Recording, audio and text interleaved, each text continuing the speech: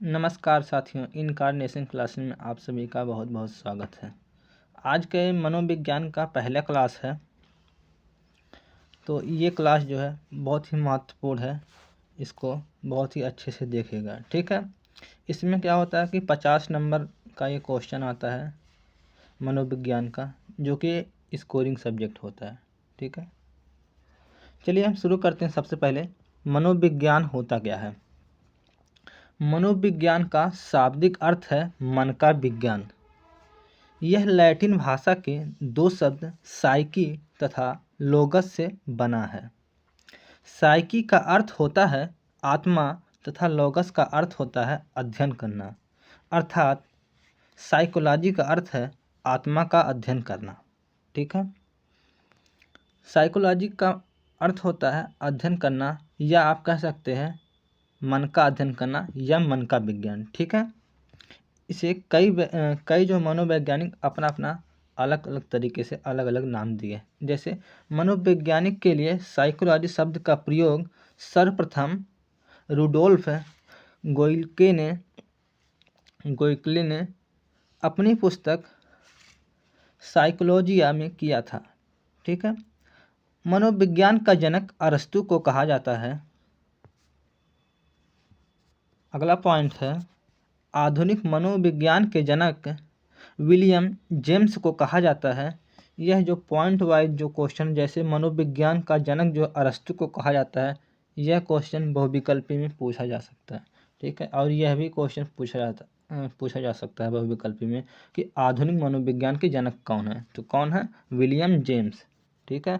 इसके बाद अगला है, शिक्षा मनोविज्ञान के जनक कौन है, तो ये कौन है, थॉर्नडाइक, ठीक है। तो किसको कहा जाता है, थॉर्नडाइक को कहा जाता है। इसके बाद अगला है, प्रयोगात्मक मनोविज्ञान की पहली प्रयोगशाला 1879 में जर्मनी के लीपिन शहर में विलियम उंट द्वारा स्थापित किया गया था, ठीक है। ये क्वेश्चन जो यूपी टेट में कई बार पूछा गया था, तो इसलिए इसको हम जो है यूपी टेट यहाँ पे लिख दिए हैं इस तरह करके, ठीक है। अगला है, मनोविज्ञान को विषय के रूप में स्थापित किसने किया था, तो वो किया था विलियम जेम्स ने। अगला पॉइंट है, मनोविज्ञान को व्यवहार का विज्ञान किसने कहा था, तो वाटसन ने कहा था। मनोविज्ञान को आत्मा का विज्ञान, मन का विज्ञान और चेतना का विज्ञान भी कहा जाता है, ठीक है। इसके बाद आपका आ जाता है इसी क्रम में बाल विकास, जो हमें बाल विकास पूरा पढ़ना है, तो ये मनोविज्ञान के अंतर्गत ही आता है बाल विकास। तो सबसे पहले हम देखेंगे बाल विकास। बाल विकास दो शब्दों से मिलकर बना है, बाल और धन विकास, जिसका अर्थ होता है बालक के विकास की प्रक्रिया। बालक से विकास की यह प्रक्रिया गर्भावस्था से शुरू होकर मृत्यु पर्यंत तक चलती रहती है। बाल विकास को मनोविज्ञान की संज्ञा भी दी जाती है, ठीक है। इसके बाद है बाल विकास की परिभाषाएं। अब जैसे कई मनोवैज्ञानिक हुए हैं जिन्होंने अपना अपना मत दिया है। जैसे क्रो एंड क्रो के अनुसार यह जो है क्रो एंड क्रो जो मनोवैज्ञानिक है, ये बहुत महत्वपूर्ण है, ठीक है। इसका जो है जब आप लिखेंगे प्रश्न में, जैसे अगर वो नहीं कहा किसी के अनुसार, तब भी आप अगर क्रो एंड क्रो के अनुसार अगर इस तरह हेडिंग डाल के अगर आप लिखेंगे, तो आपका नंबर जो है कटने का चांस नहीं रहेगा, ठीक है। आपको पूरा पूरा नंबर मिलेगा। तो चलिए देखते हैं आगे। बाल मनोविज्ञान वह वैज्ञानिक अध्ययन है जो व्यक्ति के विकास का अध्ययन गर्भकाल से प्रारंभिक अवस्था से किशोरावस्था के प्रारंभिक काल तक करता है। कहने का मतलब, जब बच्चा जो गर्भ में रहता है, इसके जब जन्म होता है, वहाँ से लेकर जब वह बच्चा, कोई भी बच्चा जब किशोर हो जाता है, वहाँ तक की जो उसकी अवस्था होती है, जैसे अब मान लीजिए 0 से लेकर 18 वर्ष या 20 वर्ष तक, वहाँ तक का अध्ययन जो होता है, क्रो एंड क्रो के अनुसार कहते हैं ये बाल विकास होता है, ठीक है। ये क्रो एंड क्रो के अनुसार है। इसके बाद डार्विन के अनुसार, डार्विन जी क्या कहते हैं, बाल विकास व्यवहारों का विज्ञान है जो बालक के व्यवहार का अध्ययन गर्भावस्था से मृत्यु पर्यंत तक करता है। डार्विन जी कहते हैं कि ये व्यवहार का अध्ययन जो है बाल विकास है, ठीक है। कैसे कैसे बच्चा जो है उसका धीरे धीरे जितना वो बड़ा होता जाता है उसका व्यवहार हमेशा जो है दिन प्रतिदिन बदलता जाता है। ठीक है, तो उसी का अध्ययन जो है डार्विन जी कह रहे हैं। इसके बाद है बाल विकास की विशेषताएं। तो पहला पॉइंट है बाल विकास मनोविज्ञान की शाखा है, और दूसरा पॉइंट है यह एक व्यावहारिक विज्ञान है। यह बालक के व्यवहार के विभिन्न पक्षों का अध्ययन करता है। यह अधिकर्ता के सीखने के अनुभव को विवेचना करता है। अगला पॉइंट है इसके अंतर्गत बालक की प्रतिक्रियाओं एवं उसके परिणामों की विवेचना की जाती है।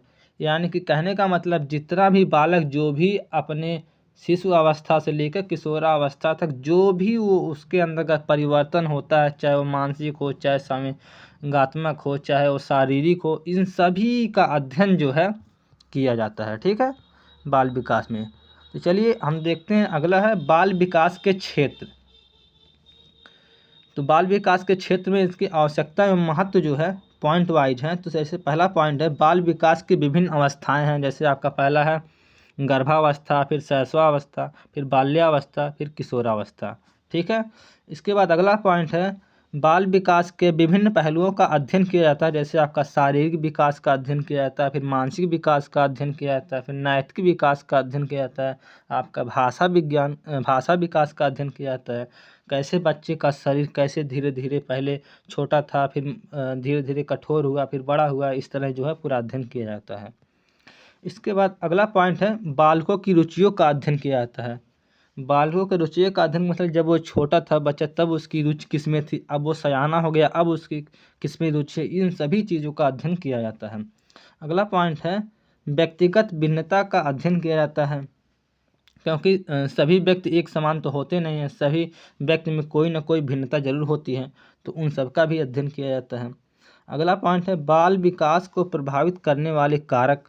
जो बाल विकास में जो प्रभावित करते हैं उनको भी पढ़ा जाता है, कौन कौन से कारक होते हैं। कार्ल सनिक के अनुसार 4 अवस्थाएं पाई जाती हैं। पहला आपका है गर्भावस्था, दूसरा है शैशवावस्था, तीसरा है बाल्यावस्था, चौथा है किशोरावस्था।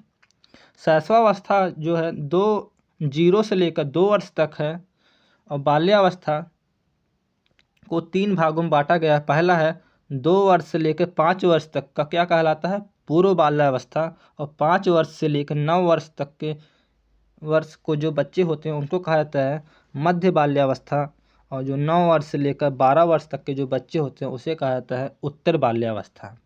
ठीक है, इसके बाद अगला है किशोरावस्था। किशोरावस्था को 12 वर्ष से लेकर 21 वर्ष तक के बच्चों को कहा जाता है। वैसे जो है अवस्थाएं 3 भागों में बांटी गई है मेनली। पहला आपका है शैशवावस्था, दूसरा है आपका बाल्यावस्था, और तीसरा है आपका किशोरावस्था। जो इनका कालक्रम है 0 से लेकर 5 वर्ष तक जो बच्चे होते हैं वो शैशवावस्था में वैसे आते हैं, और बाल्यावस्था जो 6 वर्ष से लेकर 13 वर्ष तक बच्चे आते हैं, और किशोरावस्था के जो बच्चे होते हैं 13 वर्ष से लेकर 18 वर्ष तक के बच्चे आते हैं। ये मेनली है, लेकिन ये काल अगर सनिक के अनुसार पूछ लिया तो हम 4 प्रकार बताएंगे इस प्रकार। ठीक है, तो अगला जो है हम लोग बालक की अवस्थाएं पढ़ेंगे अगले चैप्टर में। तो अगली क्लास में हम आएंगे। अगर इसका आप लोगों को PDF चाहिए तो टेलीग्राम से आप लोग जुड़ जाइए, क्योंकि नीचे दिए गए डिस्क्रिप्शन बॉक्स में इसका हम लिंक दे दिए हैं टेलीग्राम का। ठीक है, अगर आपको कोई भी समस्या है तो नीचे दिए गए डिस्क्रिप्शन में हम अपना कॉन्टैक्ट नंबर भी दे दिए हैं, वहाँ से भी आप कॉन्टैक्ट कर सकते हैं कोई भी प्रकार की समस्या हो। ठीक है, फिर आज की क्लास हम यहीं पे समाप्त करते हैं। आशा है कि आप लोगों की बहुत ही हेल्प हुआ होगा। अगर कुछ हेल्प हुआ हो तो आप अन्य लोगों को भी शेयर कर दीजिएगा। ठीक है, thank you, bye bye, take care.